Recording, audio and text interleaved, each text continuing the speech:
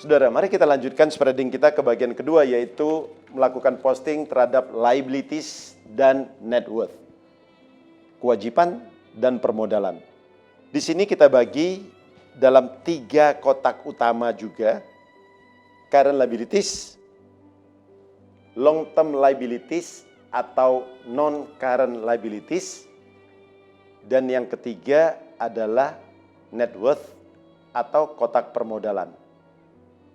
Tetapi di sini juga kita lihat sebetulnya ada satu kotak yang menyelinap di antara total liabilities dan kotak permodalan, yaitu gray area. Dan kita akan membahas kotak-kotak tersebut satu persatu. Mari kita masuk ke dalam item pertama daripada liabilities.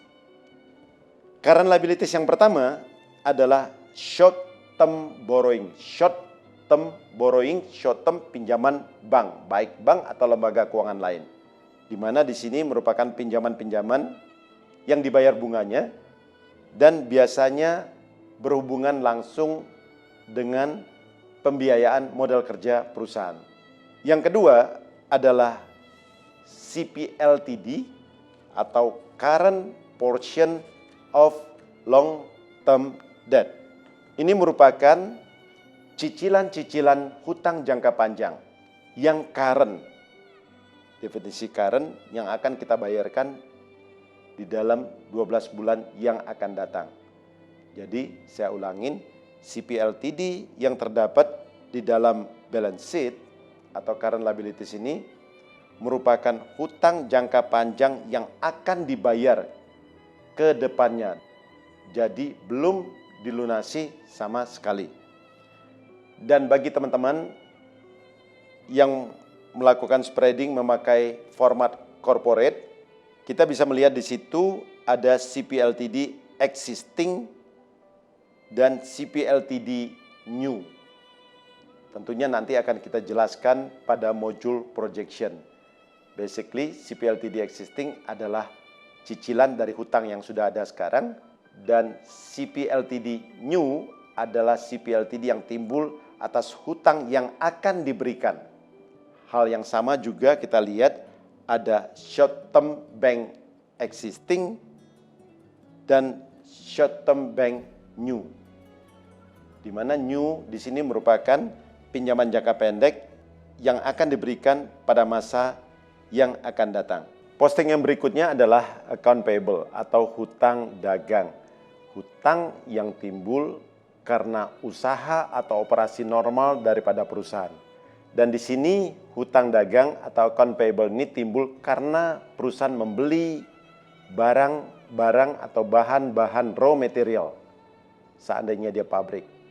Atau untuk perusahaan-perusahaan yang melakukan trading, dia membeli barang-barang yang akan dia jual lagi. Dengan kata lain, posting di sini hanya timbul karena terjadi pembelian barang-barang yang akan diperdagangkan. Berikutnya kita masuk kepada accrued expense. Kita tahu tadi bahwa kalau dia membeli barang yang untuk diproduksi atau dijual akan masuk ke dalam posting account payable. Sedangkan seluruh biaya-biaya lain dalam menopang operasi perusahaan dalam menjalankan bisnisnya yang timbul dan bukan dikarenakan oleh pembelian barang-barang atau bahan baku. Seluruh hutang ini akan masuk dalam klasifikasi accrued expense. Dengan kata lain, seluruh biaya yang masih harus dibayar sehubungan dengan operasi perusahaan, termasuk di situ hutang bunga bank, hutang lain-lain. Tetapi harus kita ingatkan di sini, jangan sampai kita memasukkan hutang-hutang bunga yang sudah tertunggak atau dengan kata lain overdue interest. Karena nantinya ini akan mengaburkan perhitungan working investment kita. Kita tahu working investment adalah account receivable ditambah inventory dikurang account payable ditambah accrued expense. Dalam hal ini tunggakan ke bank kita keluarkan karena bukan bagian daripada modal kerja yang dibutuhkan perusahaan. Yang perlu kita ingat di sini, apabila perusahaan menerima uang muka dari para pembelinya, atau